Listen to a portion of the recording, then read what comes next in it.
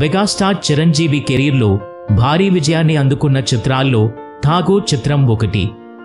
2003 September 24న ప్రేక్షకుల ముందుకు వచ్చిన ఈ సినిమా బాక్సాఫీస్ వద్ద భారీ విజయాన్ని అందుకోవడమే కాకుండా చిరంజీవి రాజకీయ రంగం వైపు వేగంగా అడుగులు వేయడానికి దోహదపడింది.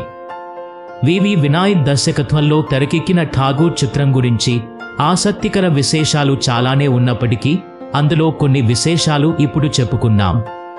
తమిళంలో విజయకాంత్ కథానాయకుడిగా మురుగదాస్ దర్శకత్వంలో రూపొందిన రమణ చిత్రాన్ని తెలుగులో చిరంజీవి రీమేక్ చేస్తున్నారని తెలిసి అందరూ ఆశ్చర్యపోయారు. అందుకు కారణం రమణ మూవీలో ఎలాంటి కమర్షియల్ ఎలిమెంట్స్ ఉండవు. పైగా హీరో కూడా చివరకు చనిపోతారు.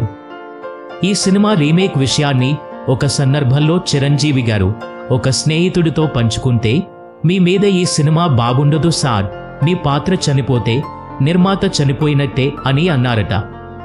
తెలుగులో కూడా దర్శకుడిగా మాతృకను తీసిన మురుగదాస్నే అనుకున్నారు. కానీ ఆయన సాన్స్ లేకుండానే తీస్తానని షరతు పెట్టారు. పైగా రమణ పాత్ర ఒక త్యాగమూర్తి, అది చనిపోకుండా తీయడం కుదరదని అన్నారు. దీంతో చిరంజీవి గారు అప్పటికి ఫామ్లో ఉన్న యువ దర్శకుడు వినాయక్కు అవకాశం ఇచ్చారు. చిరంజీవికి వీరాభిమాని అయిన వినాయక్కు అసలు విషయం చెప్పడంతో ఆనందంతో ఉబ్బితబ్బిబ్బయ్యారు.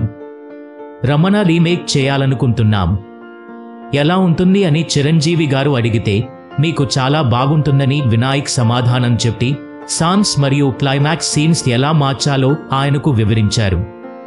అలాగే చిరంజీవి సీఎం అయితే ఎలా ఉంటుంది, ఎలాంటి సంభాషణలు చెబుతారు అని అప్పటికే వినాయక్ ఒక కథ రాసుకుని ఉన్నారు.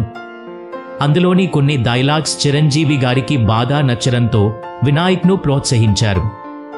ఈ సినిమాకు పరుచూరి బ్రదర్స్ పూర్తి సంభాషణలు అందించారు. అలా వినాయక్ దర్శకత్వంలో ఠాగూర్ చిత్రం పట్టాలెక్కి ఘన విజయాన్ని అందుకుంది.